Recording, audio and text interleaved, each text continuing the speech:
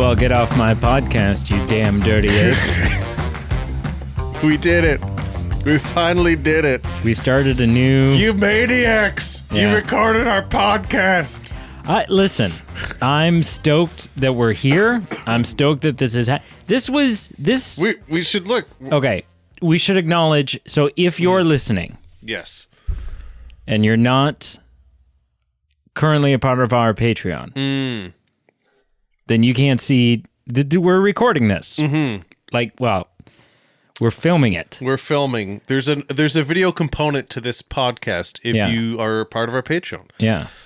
This is one of those times that we're doing that. You could say it's the apex of being a Patreon supporter.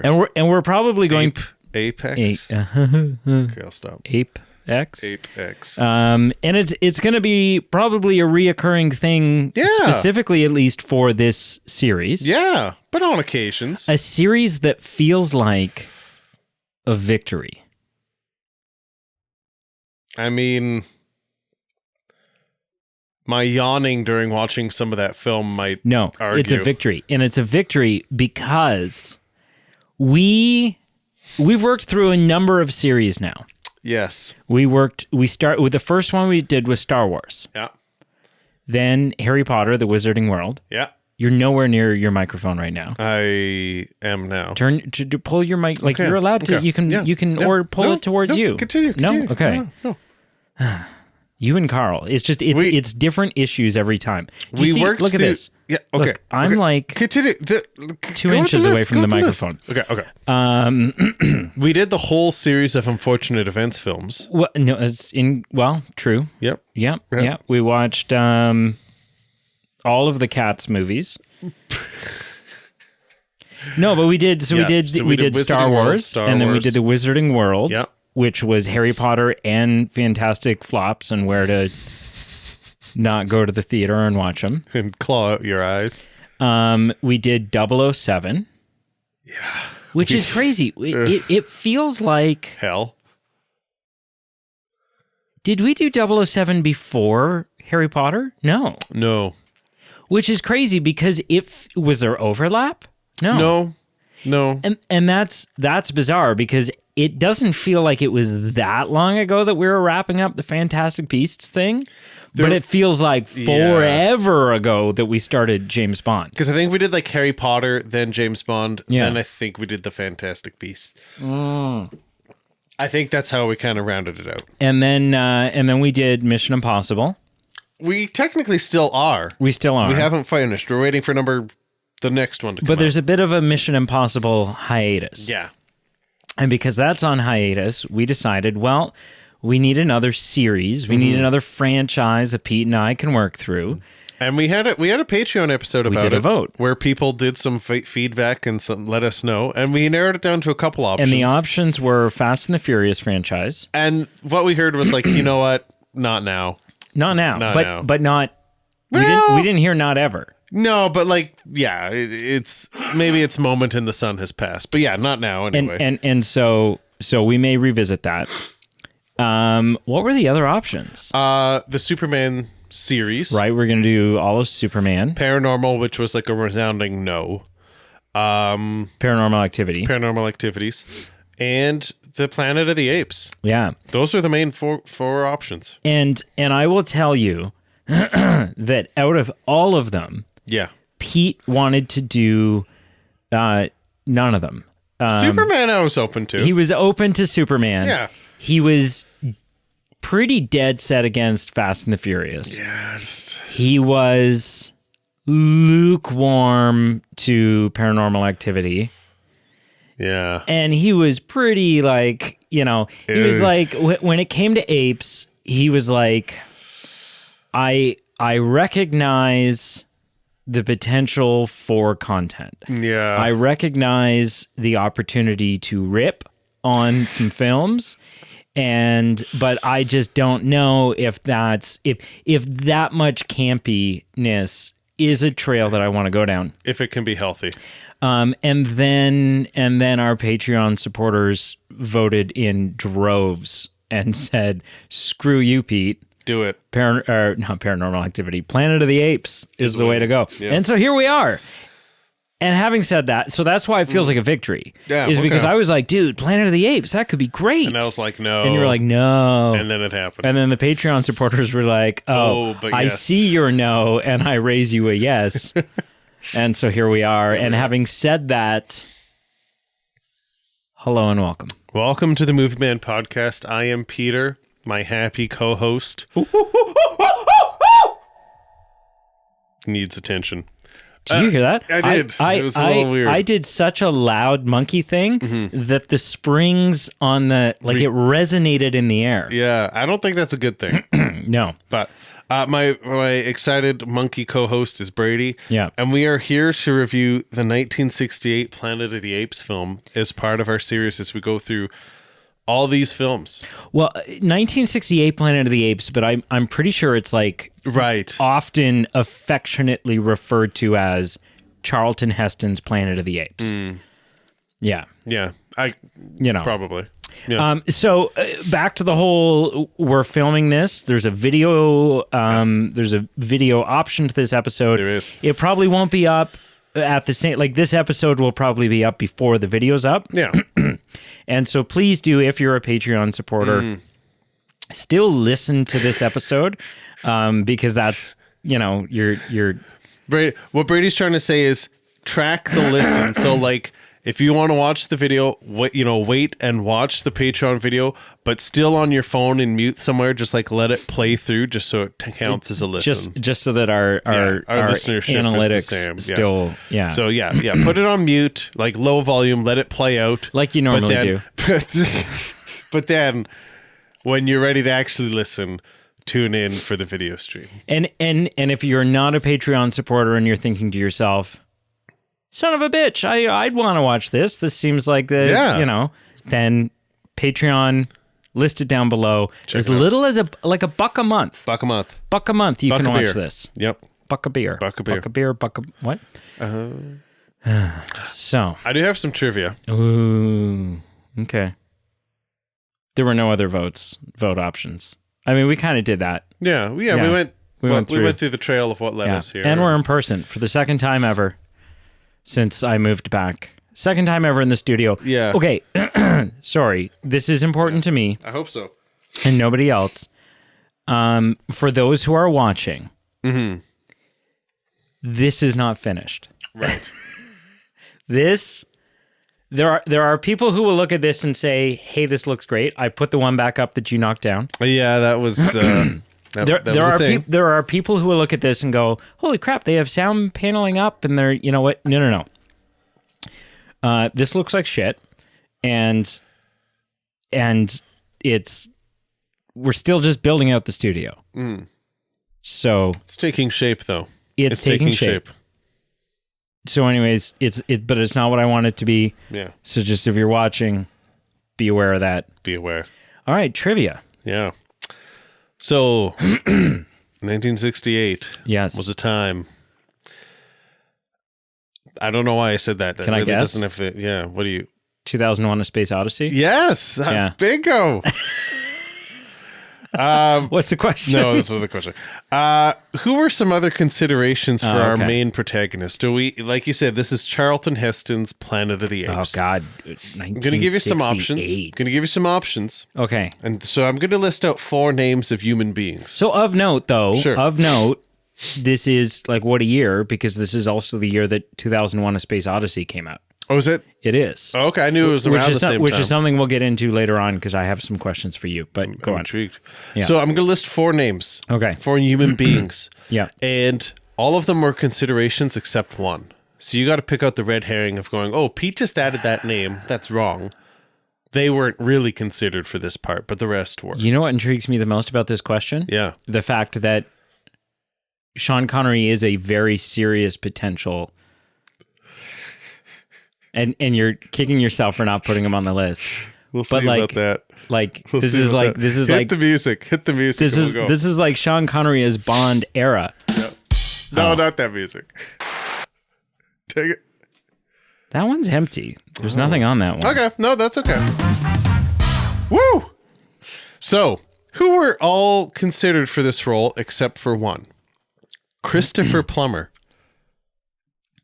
And get your mind, like, picture all these people. Picture them in their loincloths. What year? I'm not looking that up. You're going to look up the year. Picture these actors in their loincloths with their beards, pulling around the women that don't speak, calling other people, you damn dirty apes. Just picture it all. Sound of Music is 3 years prior. That's where you're for reference, yeah. Get it, yeah. So Christopher Plummer, James Garner, Sean Connery, John Wayne, all were considered except for who? Christopher Plummer, James Garner, Sean Connery, and John Wayne. What's John? Is there a nickname for John Wayne? The sheriff? I think there's like a name for John Wayne. Anyone sticking out to you? I don't know. I just think of the song "Save a Horse, Ride a Cowboy."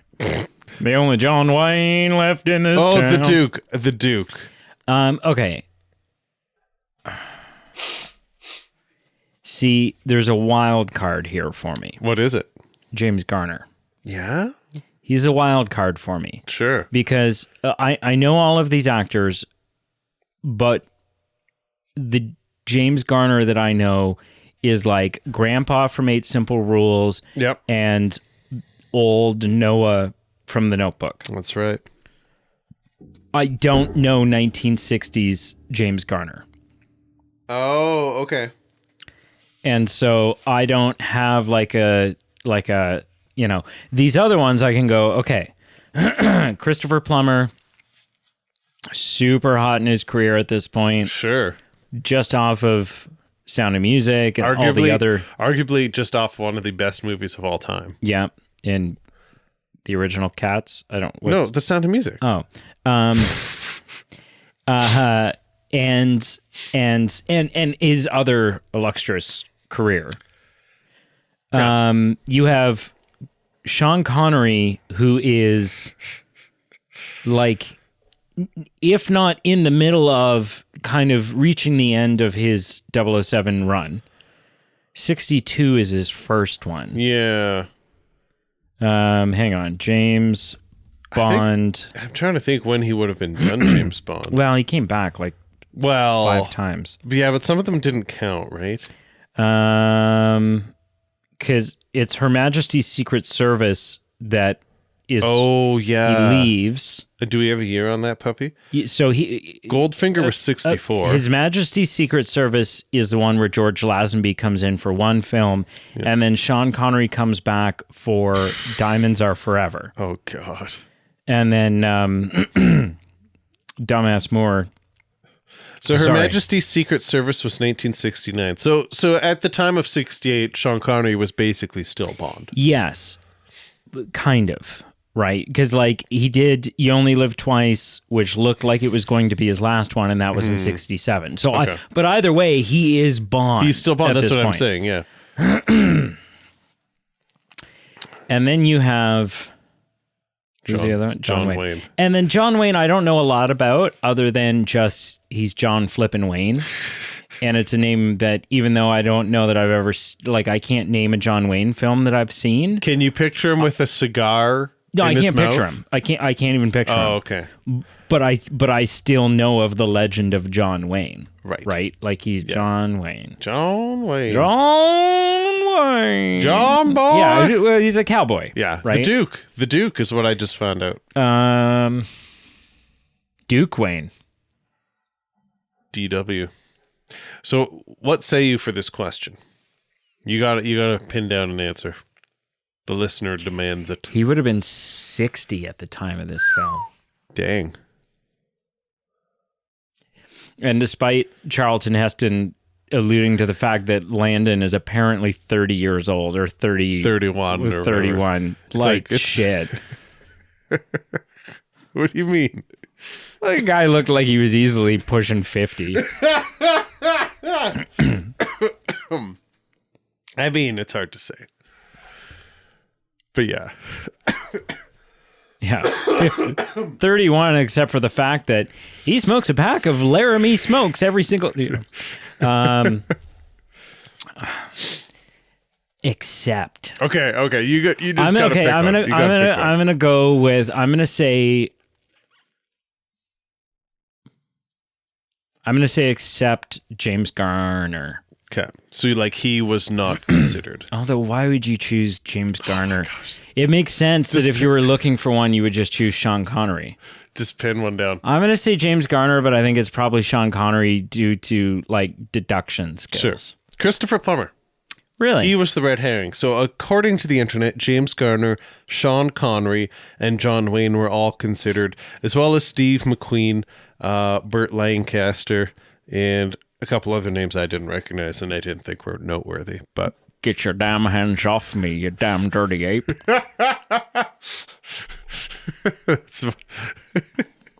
What else Look, I crash landed from a spaceship and I'm just wanting to lay in the shell and have sex with this woman.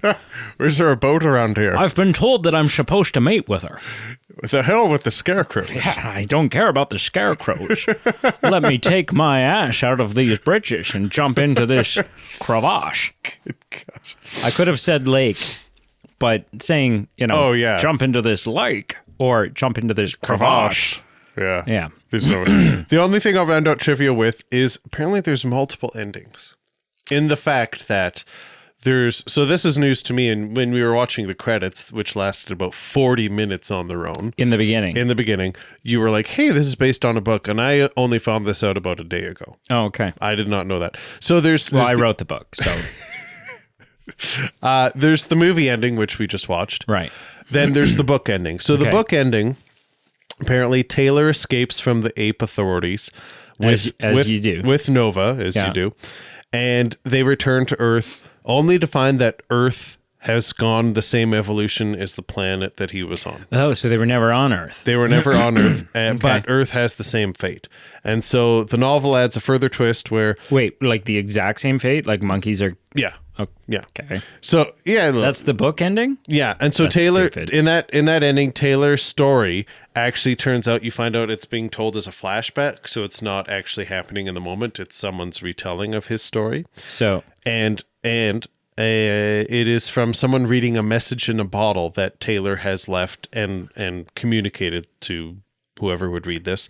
The bottle is discovered by a married couple on Earth, who are later to be revealed as chimpanzees themselves, and they dismiss his story as rubbish, saying a human could never conjure that. So this is one of those scenarios where the film did it better than the book. 100%. Yeah, because that sounds stupid. Oh, yeah. In comparison. The plot twist of I'm sure reading a book saying, oh, this couple has found his story, and then the plot twist of, oh, they're chimpanzees and they think it's ridiculous. It's like a Twilight Zone bit. Yeah. I agree, the movie's better. And then, so the backstory of this movie is there was a screenwriter who came in who coincidentally had some experience with Twilight Zone. Okay. It's the ending that we saw. Yeah. And so he wrote this ending, and all that he wrote as well was a bit dark. He ended up not finishing out his screenplay, so he left. Right. Someone else came in and he was dappering with a bit of a happier ending where Taylor rides off with his girlfriend. They have an unborn child, and basically there's no real plot twist at the end. It's more just they ride off into the sunset, and Taylor still has some belief that humanity can be restored and something can be saved out of humanity in this new world. Right. And so it's, I would say, of all these endings, the one in the film is iconic for a reason. Is iconic because it's an oh shit moment. It really is. I'm a little disappointed. We were getting ready to watch the film, and I was hoping you hadn't seen this, and I was hoping the ending was unknown to you.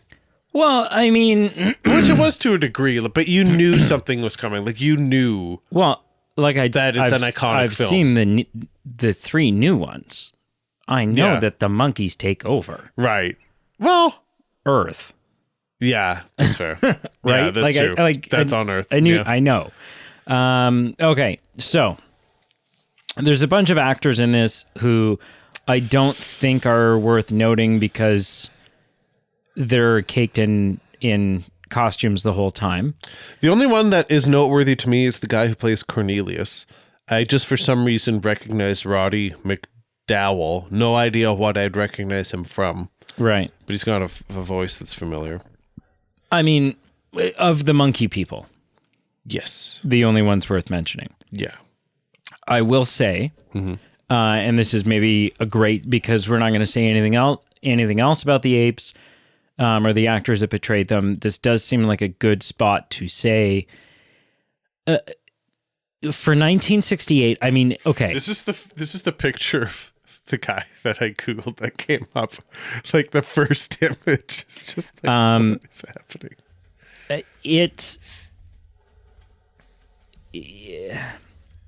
For 1968, the costumes that they're in,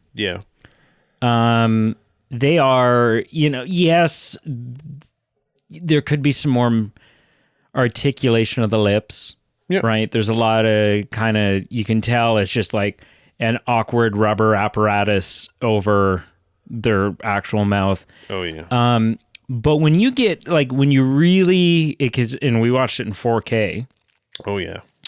And when you really, or upscaled 4K, and when you really get in on those close shots of the apes' faces, like the eyes and whatever, it's seamless. Like, it looks great. It does. You can tell it's fake. It's janky. Yeah. But it's also very impressive makeup work being done at the time. I feel like everything you're saying is correct. The only thing that I know from like context in pulp culture, and I was just looking it up right now so I could quote it. So there's the whole Patterson Gimlin film of Bigfoot, where he's like walking in California in the distance, and there's the video of him, and everyone speculates, is it real, is it fake, is it debunked, is it accurate, right? And all the naysayers say that is totally fake, total conjecture, like totally made up, it's a costume, it's fabricated, just like the moon landing. And what people point to is say, okay, this is 1967, let's look at what comparisons were, and at the time in Hollywood was Planet of the Apes 2 years later, and it's janky AF, and like it's clearly like, wow, it's good, but you can notice it. As within this Bigfoot footage, it's like, oh, there's no obvious like weird lips, weird things that stand out like a sore thumb. So anyway, I'm agreeing.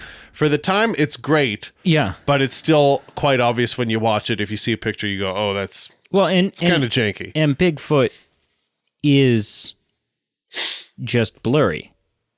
Right? That's the thing. Everyone's like, well, why are blurry photos of No, Bigfoot is blurry. People are taking great photos of a blurry monster. And then hats off to the actors in the costumes because, my God, to act and try to convey any sense of emotion or any performance through that kind of inhibitor is astounding. Yep. Oh, yeah. It's astounding. Yeah. Okay, so then you have Charlton Heston, obviously. Who I think is great in this film, except... Yes. I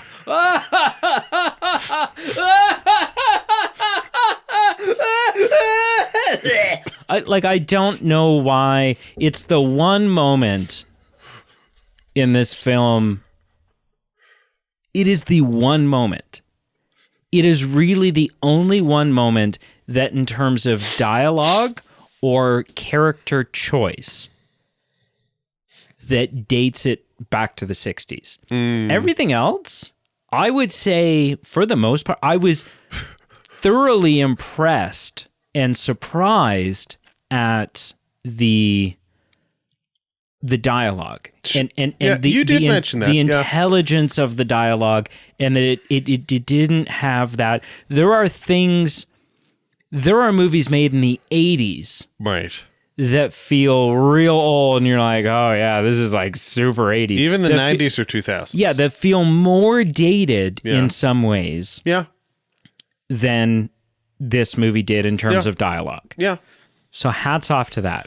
I will say, like, let's get into that. Let's break down that one point right now. Yeah. Let's do this. Because there's a couple questions that we'll have to answer to score our film at the end. Like, why 2,000 years from now does the black guy still die first?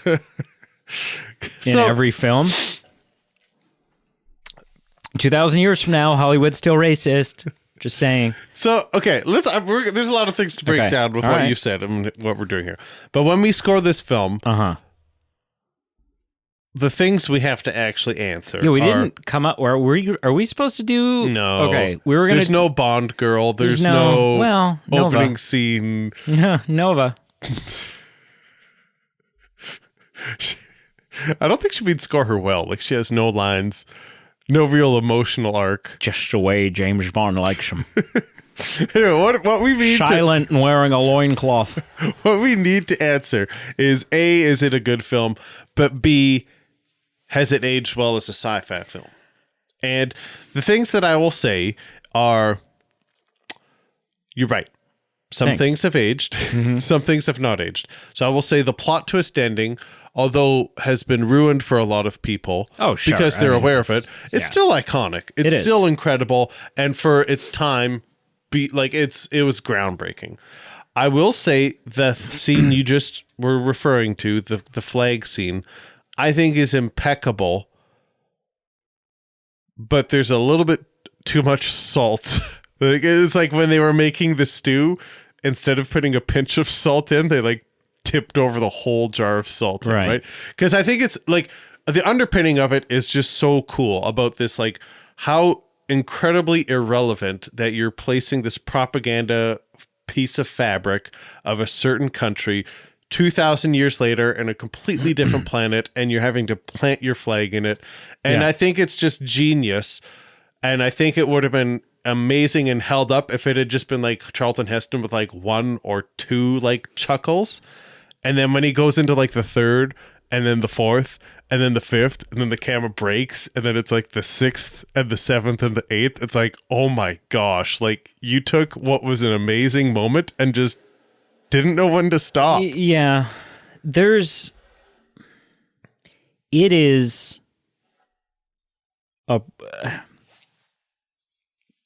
despite the surprisingly great dialogue and the surprisingly advanced makeup. Sure. The film, it's a product of its time. Sure. Right? It is very clearly dated. Yeah. Whether it be cinematography, right? The camera angles and movements and panning zooms and whatever it is, it's a product of its time. There were a lot of shots. I would say for every one great shot, there were 9 either just shaky cam panoramic, or let's have the shot that follows Charlton Heston's crotch as he runs past the camera. And then there would be one great sunrise scene, and you're ooh, that is hitting the spot. And then you get 3 more crotch shots. And isn't it crazy that my sort of the measuring stick that I always use, and yes, obviously the film I'm about to mention is also dated in many ways. Sure. But you can look at all these old films, right? You look at this, you have me watch Vertigo. There's any of the 50s, 60s, even 70s films. And you go, okay, yeah, I can see how this is pretty dated and that's pretty dated and that's dated and whatever. And then you watch friggin' Wizard of Oz and you're just I cannot believe this was made 20 years prior, or 30? 40 years prior. Isn't it made 60, in the 69 to 39, 39. Sorry, 30 39? years. Yeah. 30 years prior. Yeah, 39. 3 decades prior. Yeah. Yeah, that is nuts. Right? And it's just but the Wizard of Oz is just aged so friggin' well. Like a fine wine. Yeah. So anyways, talking about the ending, it's because there's a couple of things I want to hit on, and the ending's one of them. So we can jump forward to the ending because you brought the ending up. I did.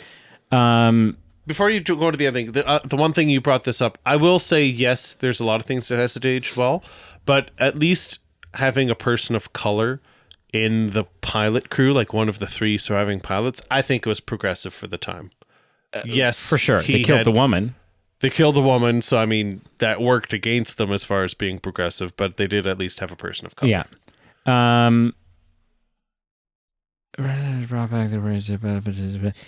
Are there multiple?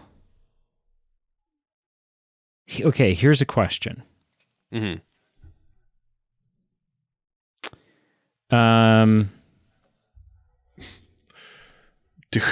Do we have to watch the next 4? No, there's 8 more. Well, but there's 4. No, there's 8 more. No, but I'm just saying the next 4 are the ones we should skip. No, because I'm actually really curious about where that goes. And from my understanding, I think I've seen the next one. I haven't seen the following ones. I think, I'm not trying to burst a bubble. I think it's more like here's 4 more films that take place in this universe versus one continuing story. But I don't know that for sure. I'm pretty sure. Okay, we're jumping all over the place. Yeah, right now. Sorry, that's all right.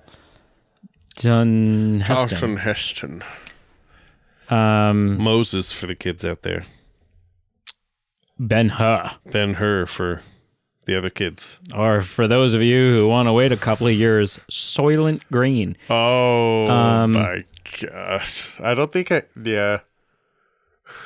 Why wait a couple years? Why wait? Well, because it comes out 5 years later. Gotcha. Sorry, I'm just going back to 1969. He's in the next one. Yeah, not very long. Okay. Well, ruin that for me. Bastard. But whatever, right? Yeah. And so what was I talking about? Oh, okay. So what I wanted to look up was Planet of the Apes. Mm-hmm. Why are these all in French? Like the author that wrote it is French. Okay. But why as Monkeys by later issued as Planet of the Apes? What I want to know is there was there more than one book? Oh, is there a sequel to the book? Question. Or is it just Hollywood going, you know what, let's make our own? Well, and it looks like no, there is no sequel to the book. And that's interesting to me because, you could interpret this ending from a filmmaking standpoint in one of 2 ways. One is that it's meant to just be kind of an ambiguous, or not ambiguous, but like just sort of an ending that is like, yeah. And then he was screwed, right? Yeah. Like, and then Taylor just lived a miserable existence, and this is just the statement of the film. Yeah. Or you could end the film, or you could look at the ending of the film because it ends what feels like kind of abruptly. Like he discovers the Statue of Liberty, spoilers, and that's fair. And then he's like, no, that's impossible. You can't be my father, right? But then the credits roll. And so it ends in it's kind of a cliffhanger ending in a lot of ways. I don't know if I would say cliffhanger. But you could see it as a cliffhanger. Maybe not as a cliffhanger, sure. but it ends in such a way that you'd be forgiven if you asked the question, what now? What happens next? That's fair. Right? Like it kind of feels like it begs that question. But I could also play the devil's advocate that if they never made sequels, I would have been okay. Like I would have gone, that resolution has happened. Like he was broken already because he has like one companion who he can't even talk to. Yeah. And then when he sees the Statue of Liberty because of the implications, he's going to have to help them with all of their homework. Well, I mean, Mom's useless. Once he sees the Statue of Liberty, like his soul escapes him because of the implications of like the one whatever he had hope he still had in humanity has just gone out the window. Well, and he's just also he's disappointed in humanity, right? Well, he asked this at the beginning. I forgot he even asked this, and when we watched this, we went, "Ooh, like here we are playing some foreshadowing." When he's on his spaceship talking about, speaking to those who are back home who will probably be dead by the time you hear this. Yeah. Are we still sending people to the stars when our neighbors are starving and while we're waging war with fellow man, and it's like, yep, we definitely are. But and also, we killed each other. Yeah, but also you got on that ship, you hypocritical dick. Well, I mean, yeah. You know. It's true. So that's anyway. So I thought it was an interesting ending, and I don't know if, like, when does the next one come out?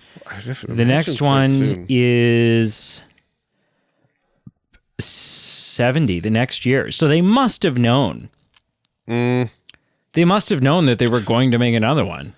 I don't know. And I'm not arguing with you. Release it a year later? But, like, it's the 60s, man. Like, I don't know. Okay, hang on. So what I will say for the context of a year and 1 month, you can scrap things together really quickly in a year. So apparently in the book, the monkey civilizations were actually so far in advance that they had like floating cars and crazy technology. But for filming technology, because that would just be too hard in the 60s to portray in a good way, they had the monkeys just as a basic humanity that were living in huts and what have you. So my point is, because of what you're filming in the 60s and the expectations you can have, I feel like you could slap something together pretty quickly for, hey, Planet of the Apes made us a lot of money. Let's quickly make a sequel. Soon after Planet of the Apes became a hit, a sequel started being considered by 20th Century Fox screenwriter Rod Sterling. Okay. You're right. It was consulted. Yeah. The producers wanted a script sooner than Sterling, who was busy at the time. Crap. What? Finish what you're saying, and then I'll tell you. My gosh. Okay, hang on. Then the producers turned to the author of the original novel, who wrote a draft for a sequel called Planet of the Men, where protagonist George Taylor, who led an uprising of the enslaved men to take back control from the apes, as the guerrilla general Ursus wants to fight humans. The author's script was rejected as it was felt it lacked the visual shock and the surprise of the original. Associate producer Mort Abrams then wrote story elements, and British writer Paul Dean was hired to develop them into a script tentatively called Planet of the Apes Revisited. Dean implemented his trauma of the 1945 atomic bombings and fear of the nuclear warfare on the story. One of the elements thought up by Abrams and Dan was a half-human, half-ape child, but despite even going through makeup tests, this was dropped due to the implications of bestiality. According to screenwriter Dan, the idea for Beneath the Planet of the Apes came about from the end of the first installment, which suggested that New York was buried underground. All this took place, and then the movie got made in like 14 months. Yeah. What I'm a little nervous about here. Jeez, Peter Jackson, get your shit together. I'm a little nervous. Okay. Uh-oh. Because the next one came out like a year later in 1970. And then they all just came out subsequently a year after year after year after year after year after. Yeah, but man, I'm getting Roger Moore vibes from these next four movies that they are just going to be utter garbage. Okay, but hang on. Because what I will say this is my impression of what I remembered. I've seen this movie about 5, 6, 7 years ago. Mm-hmm. What I remembered was, you got the initial 20 minutes that was really intriguing. Mm-hmm. You've got the final 10 minutes, which is electric, which arguably has one of the best plot twists of all time. So you got the first 20 minutes and the last 10 minutes that are strong. And then everything in the middle is just shoulder shrug, meh. Like it, for me, and when I watch this, I'm like, oh my gosh, I get it. They're racist. They think he's a piece of crap because he's human. We get it. Move on. You're opposed to finding out the truth. So the only thing that really uplifted this for me was the beginning and the end.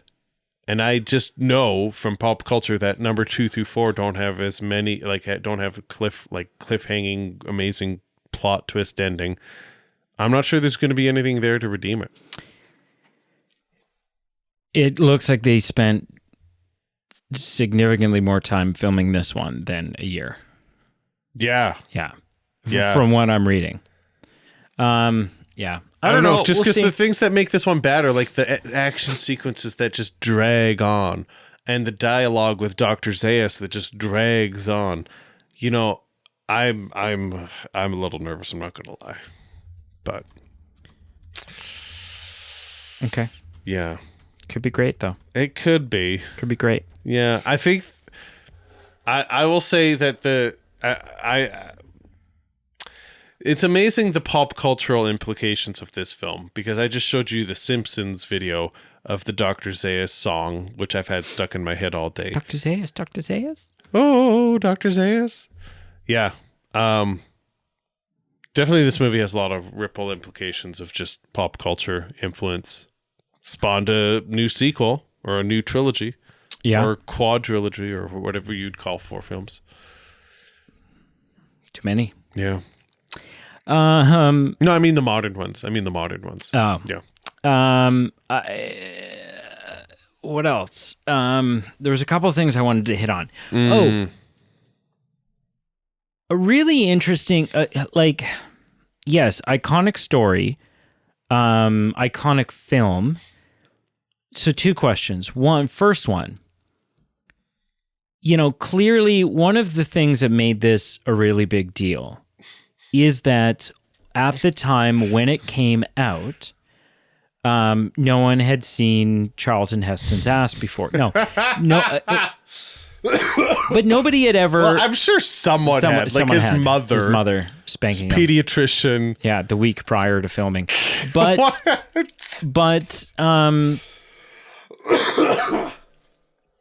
Are you okay, sir? I'm all right. Just laughing at. I don't often get to experience this in person. Yeah, it's much Usually grosser. I hit the mouse. It's much grosser. Usually I hit the mouth, the mouth button, the mute button, the button. Mouth button. I'd like to hit you in the mouth button. No.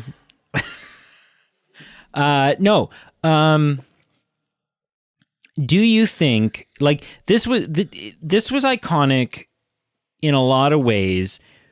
I think in part to the fact that when it came out on screen, nobody had ever seen anything like this before. Correct. And if you had not read the book, because it wasn't like you were getting spoilers on the internet, if you had not read the book, what a shocking ending.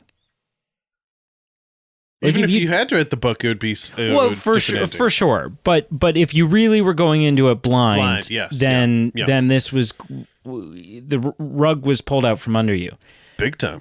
Now, and I would argue,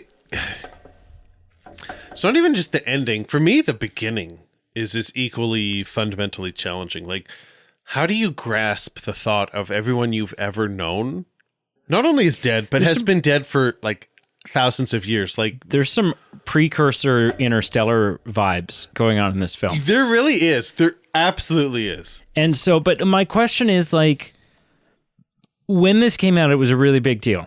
Yeah. Nobody had ever seen anything like this before. No. If they had,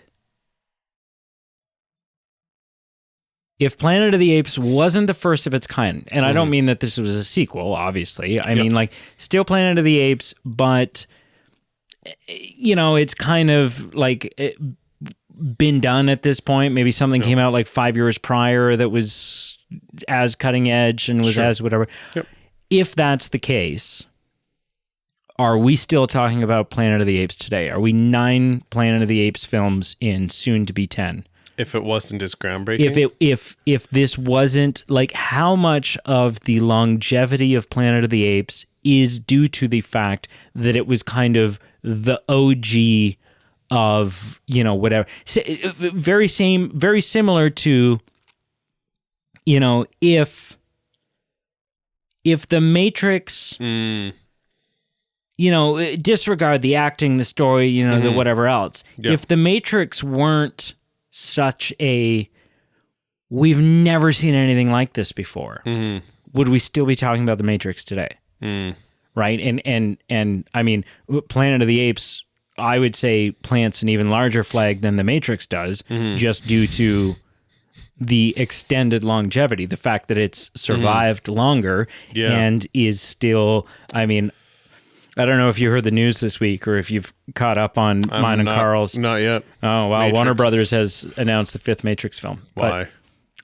Money. I think money. But I think I didn't read the full press release, but there was just pictures of bags of money. But I think it might be money.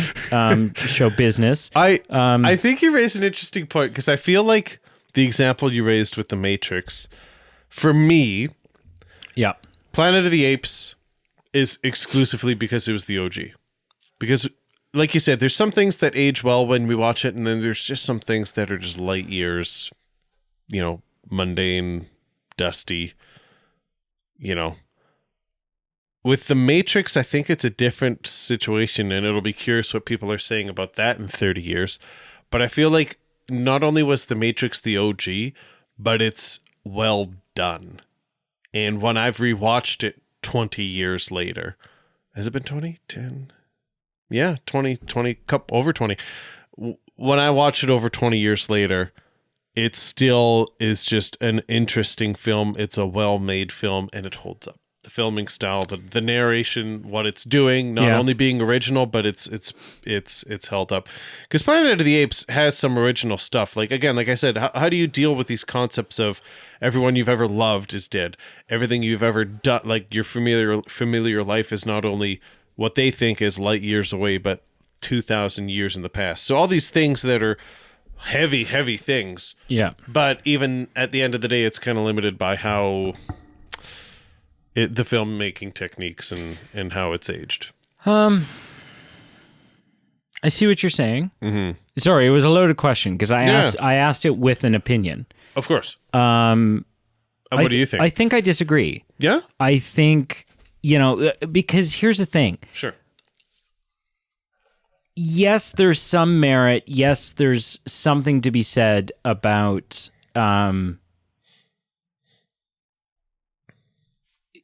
being the first of its kind. Mm. However, you can be the first of your kind and be shit. And then nobody cares or will watch it. But arguably, maybe being the first of your kind has to come with some minimum amount of success. Because if you're the first of your kind and you fall flat on your face, no one really remembers you. Right. Which is not the case. Even though I say this movie has limitations and shortcomings, it's not that bad. Right. It's not bad enough that it shouldn't be remembered. And so what I'm saying is I think Planet of the Apes, like on Rotten Tomatoes, there's a tomato meter score of 87. Wow. Okay. And an audience score of 88. Yeah. Right? And I don't think that that's because no one had ever seen anything like it before. Mm-hmm. I think a lot of that is no one had ever seen anything like this before, but even if they had, this was done really well. Mm-hmm. Like it was, they put work into this thing. Like it was, do you know what I mean? Yeah, I do. And all I will say is that you just gave me an audience score and a tomato meter in the high 80s.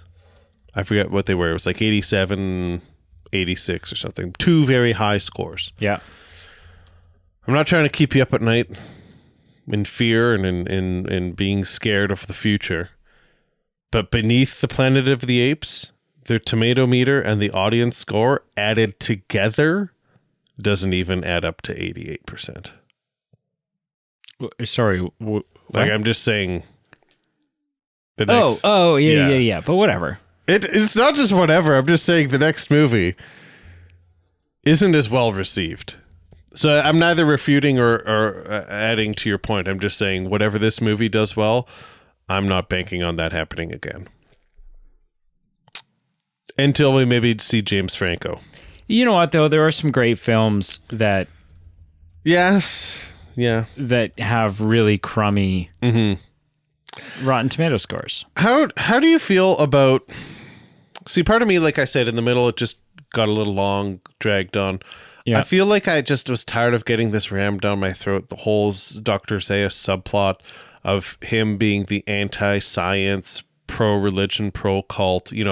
Anytime there's some inkling of proof that humans could be intelligent or that humans are predecessors of the monkey, and this whole kind of metaphor to anti-science, in real life humans, anti-science, anti-connecting the dots of our ancestry and all that kind of stuff. After a while, I found that whole plot a little bit old. I'm like, I get it. Zeus is a bigot. Let's move on. I mean, that kind of ties into the other thing that I was going to talk about.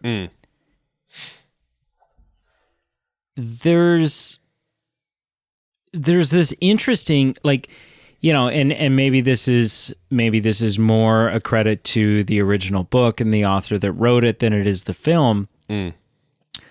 But yes, you have this epic sci-fi adventure, right? With Lost in Space and humanoid apes and intelligent apes and sentient apes, and humans have been enslaved and all this stuff. But you also have this really interesting layer that kept me sucked in, which was the unraveling of the commentary, social commentary, on how religious leaders will often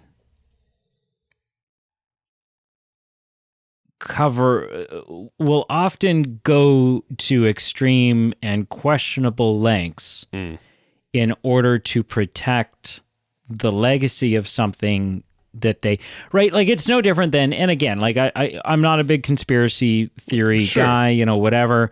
But one of the things that I've always been sort of drawn to is the idea of, in the film Angels and Demons, right? The sequel to, you've seen it? Yep. The sequel to Da Vinci Code, yep. Right? The idea that the shit that exists in the Vatican archives right.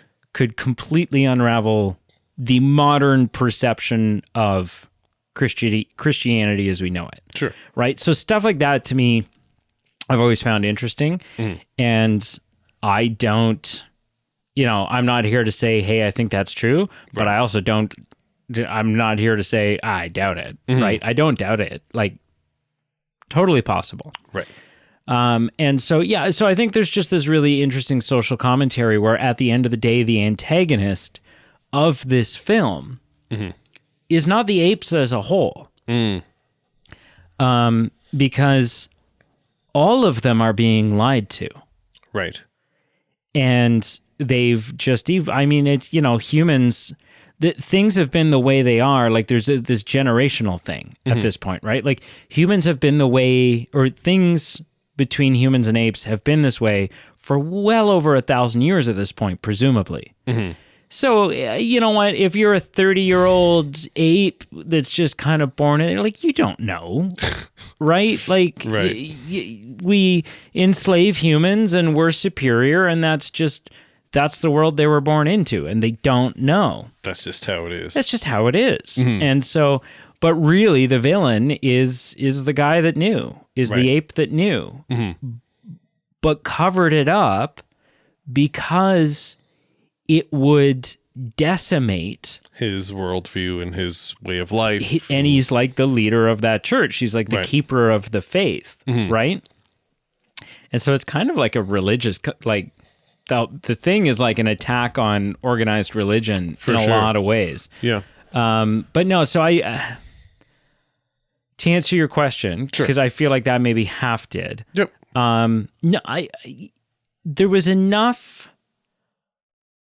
I found enough moments throughout it that felt like commentaries on. I felt like the author was drawing parallels a lot between the shitty behavior of the apes, which in turn you're like, well, all they've done is flip the script here. Right. That's all they've done is flip the script. And so, I was captivated. I was interested in it, and yeah, Does that answer your question? A little bit. That whole kind of subplot you didn't mind, or you thought was interesting. I found it very interesting. I think I found it interesting too. Just after a bit, I was like, okay, let's move on. Right. Let's go on to the next thing. Right. Okay. And I mean, as much as I complain about Zaius, he is a racist piece of crap. But he's also not wrong. Like at the end when he's tied up to a stick on the beach when he's saying humans are harbingers of death. Like he's right. They blew up the world. They killed each other. Right. They did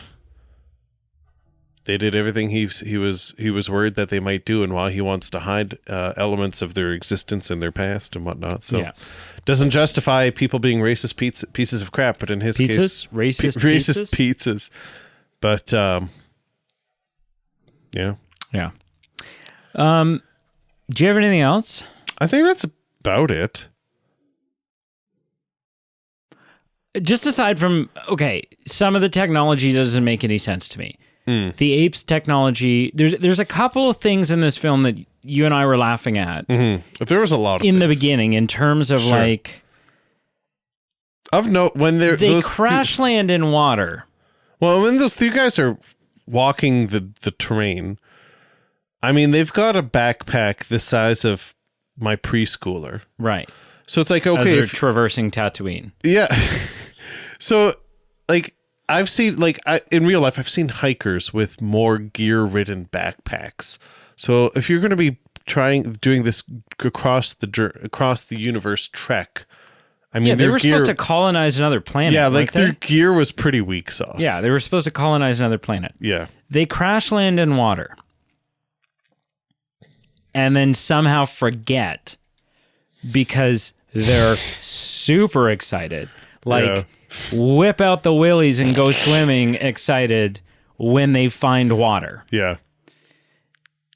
Before that, they find a plant. They're so excited to find this plant. What do? They kill it by digging it up. Mm-hmm.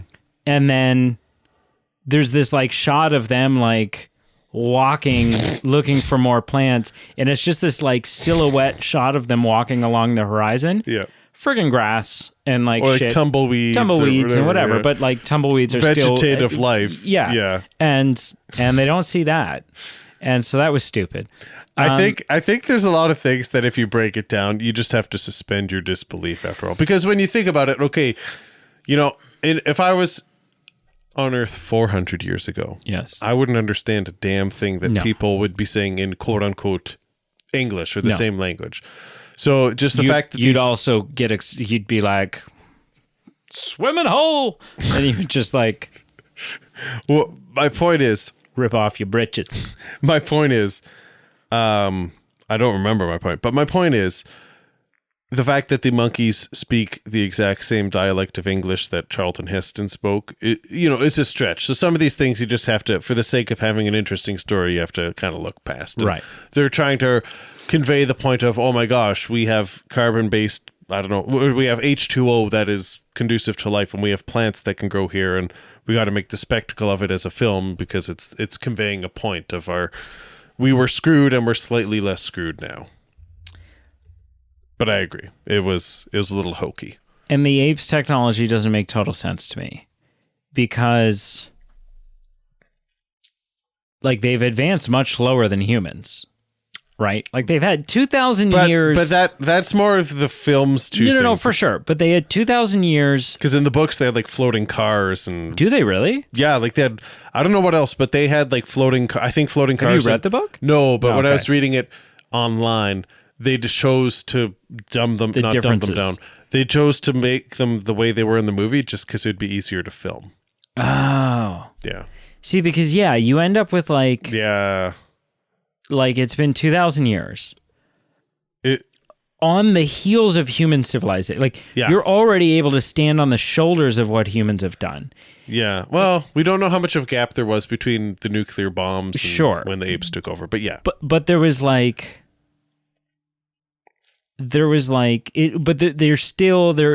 very archaic. The apes, in a lot of ways, in their technology, nets and spears and whatever. They had such a love for nets. But then they have guns. Like anytime something happened, they're like, throw a net on it. But then they're wowed by the idea of a paper airplane. But then, and the thing that got me was like, okay, these are like, you've got stone buildings, like caves, essentially. Yeah. However, the hose that you spray them down with every day raised so many questions for me because it's clearly just a modern day fire hose, right? Like nozzle and all, it's a modern day fire hose, which means either somehow you guys are like smelting metal and doing all of this stuff and manufacturing these fire hoses. Okay. Or this is an artifact left over from people. And I don't know, like, how long have you owned your house? How long have you been a homeowner? Probably like 7 years. 7 years. Yeah. In that time, how many times have you had to replace your damn hose? Because it like cracks in the sun or it leaks or whatever. Like at least once? Right. Oh, yeah. A lot. Yeah. So there's no friggin' way, right, that this fire hose has lasted 2,000 years. Yeah. And even still, I'm like, it's quite possible that the most scientifically advanced thing in their entire society is whatever is pressurizing that water. Where is this? You have a bunch of apes outside going like, like trying to pump the water because it's coming out of there at like fire hydrant pressure. I mean, maybe they've got a water tower somewhere. I don't know, but that still wouldn't come out at that kind of force. I don't know. So anyway, so there's just a couple of things that I was like, well, I don't know. But they've got a museum of natural science with stuffed humans. So they've got, they've got people who stuff animals. That's what they've got for sure. Yeah. And the soundtrack was great. I don't remember much about it. Oh, it's just 60s sci-fi kind of. But it felt like building up epic. scenes. Yeah. Yeah, I do remember those parts, yeah. Scale of 0 to 10, sir. How would you rank the 1968 Charlton Heston's Planet of the Apes? I gave it a 6 out of 10. Okay.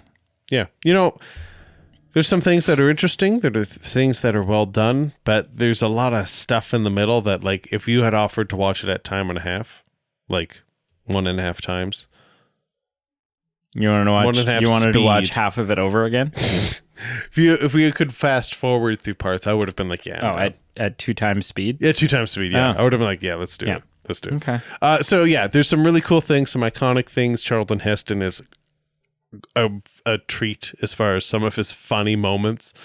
A 6 out of 10. It doesn't quite breach its way into like the really good category, the amazing category. There's the iconic moments of it. It's a cultural phenomena, but there's some stuff that drags it down. I've got a feeling that I'm curious what you're going to say. Tonight's gonna be a good night. I've got a feeling you're going to give it a higher score, but that's just a guess. What did you give it out of 10? I gave it a 7.7. Not deserving of an 8. No. Because it does slow down in the belly of it. Yeah. It picks up at the end, and it's exciting in the beginning. Yeah. But there is a little bit of a lull. Maybe a pacing issue. Bit of a pacing issue. Yeah. It doesn't need to be a 2-hour film. It doesn't, and it is 2 hours. The other ones are shorter, so maybe they figure out the pacing issues in the others. Maybe. Right? Maybe they do. So yeah, okay, 7.7. But it's iconic. Mm-hmm. Beneath the Planet of the Apes. Yeah, it's like an hour and a half, right? Yeah, they're all quite short. I looked it up just now. It's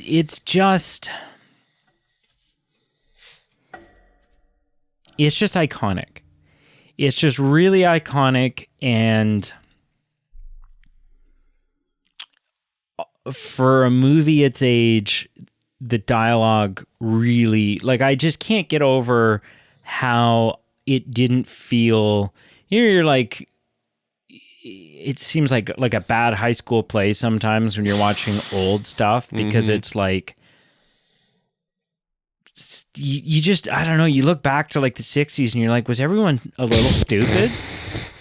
Right? Because they just have that kind of like, and you're like, but nobody talks like that. Mm-hmm. Right? It's just like their cadence or their whatever. Mm-hmm. And it was like they hadn't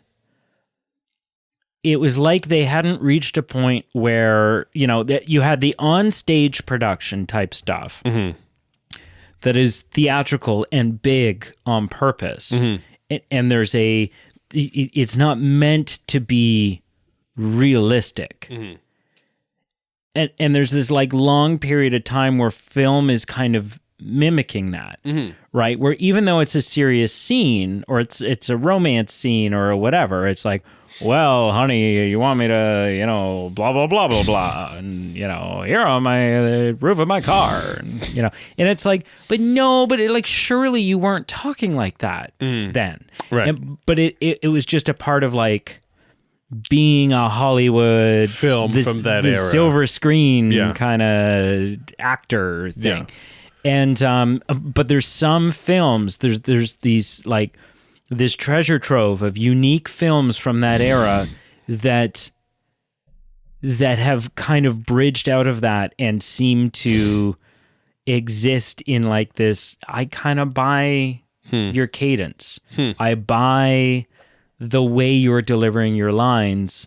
And to me, this was one of those films. Okay. So 7.7. Fair. What'd you watch this week, sir? Watched 2 films. Atta boy. I watched 2. Did your homework, Human Centipede? God, no. And I watched a 1984 film. Another classic film. Ghostbusters. No. I watched Romancing the Stone. It's a film starring Danny DeVito, starring Michael Douglas, Kathleen Turner. It's a movie that I had been floating around with for a while. I've heard about for a long time. And I recently was watching an interview with Emily Blunt where someone asked, what are your favorite movies? And she listed a bunch of movies, and this was one of them. And so I knew it was iconic, kind of like Planet of the Apes. It's iconic. And I was just curious if it was something I'd be interested in or not. And? I give it a 5 out of 10. It was only okay. A lot of people really love it. A lot of people adore it. Emily Blunt was raving about it. And I can see, like, it's got a lot of 80s tropes. You know, it's like it's an adventure film. You've got a man, you got a woman. They hate each other. They grow to love each other. You know, this, that, the other. But there wasn't really anything that really wrapped it up for me, brought it home. So it was just only okay. So I gave it a 5 out of 10. I watched something else this week, the last thing I watched. And I watched, I'm going to need some help, Denis Villeneuve's Sicario from 2015. This I did enjoy. I gave it a 7 out of 10.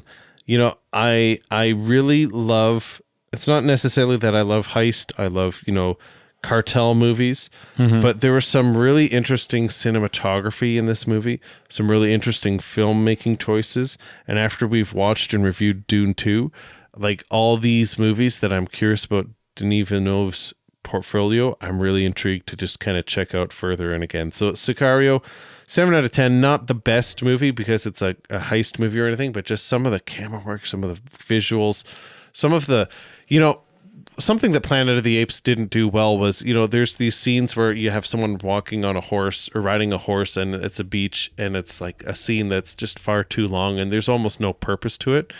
There's some of these scenes in Sicario where, you know, the camera doesn't move, the shot doesn't change, and it's showing cars on a vast landscape, but it's just so captivating and just so well choreographed and thought out that it's filmmaking at its finest. So I gave it a 7 out of 10. What did you watch this week? I've just been watching the Netflix series of Unfortunate Events. How far are you? We've watched the first 2 episodes of the second season. And so that's 10. We've watched 10 episodes. So you're kind of getting close to like the overall halfway point. They've just left the school. So I think we're like 5 books in. The headed into the austere 6th academy. Yeah. Okay. Yeah. So you're obviously liking it enough that you're still going. We're having fun with it. Good. Yeah. Yeah. Yeah? Yeah. Yeah. Yeah. Not life-changing though.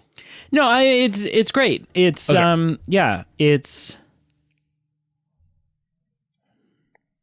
The reason I'm personally curious here is it's like 30 episodes. That's a lot with the 3 seasons. And I'm wanting what my ultimate goal would be for you to come on the show and say, Pete, this was life-changing. You need to watch it.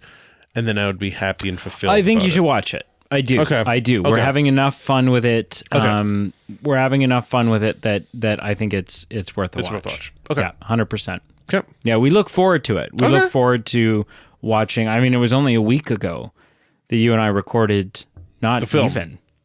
Yeah. What night of the week did we do that? Tuesday, maybe. Yeah, so not even. We've watched 10 episodes. Yeah. Okay, so it's good. Yeah. Okay. Yeah. Okay. Yeah, we're having fun. So. Cool. Yeah. Anything else? No. Okay. No, I was just trying to see if I could briefly find, although we might have to save it for our next Planet of the Apes episode. I found a great explanation once of how time travel kind of connects all the films. Oh, interesting. And right now I'm not seeing it. Okay. Yeah, bring it forward to the next one. I'm curious how that would work. Should I wrap us up? Like a Christmas gift with a bow? Because it says there's technically 4 different timelines in these films. Right? Like, I'm not going to read this whole thing, but it basically says the original Planet of the Apes timeline only accounts for the first 2 films. Oh, dang. Planet of the Apes and Beneath the Planet of the Apes. Oh. There are some discrepancies with the original timeline. Planet of the Apes establishes a starting point in the year 3978. However, Beneath the Planet seems to retcon this by placing the action several months after the events of Planet of the Apes, but moves it up to the year 3955. Some argue a technical malfunction on Brent's spaceship and beneath it. So, like, fans are like, it makes sense. Effed up. Yeah. Then there's the Caesar Planet of the Apes timeline. An alternate timeline is established in the final 3 films of the original Planet of the Apes pentology. Their attempt to save the planet from destruction, blah, blah, blah. And they go back in time. And there's the remake timeline, like the Tim Burton one. Okay.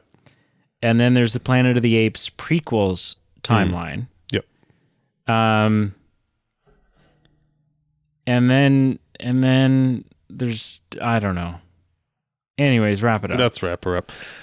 Thank you for watching. If you're on Patreon, thank you for listening. If you're still considering Patreon, we enjoyed reviewing this. We hope you enjoyed listening to us. Check out our socials below. Check out all 3. Like, follow, subscribe. Set up some burner accounts. Follow us on those as well. Check out a Patreon page, merchandise page, ways for you to help support the show, ways for us to give you something back. And stay tuned for our next news episodes, our next voting episodes, our next monkey episodes. And Apes. Pardon me. Don't want to be racist about chimpanzee to chimpanzees. And as I've always said to close things out, in the words of Charlton Heston, never trust anyone over 30. What? Don't you remember when he said that on the beach? No. He literally told like the young chimpanzee to not trust anyone over 30. I thought that was weird. And random. Okay. Yeah. But true.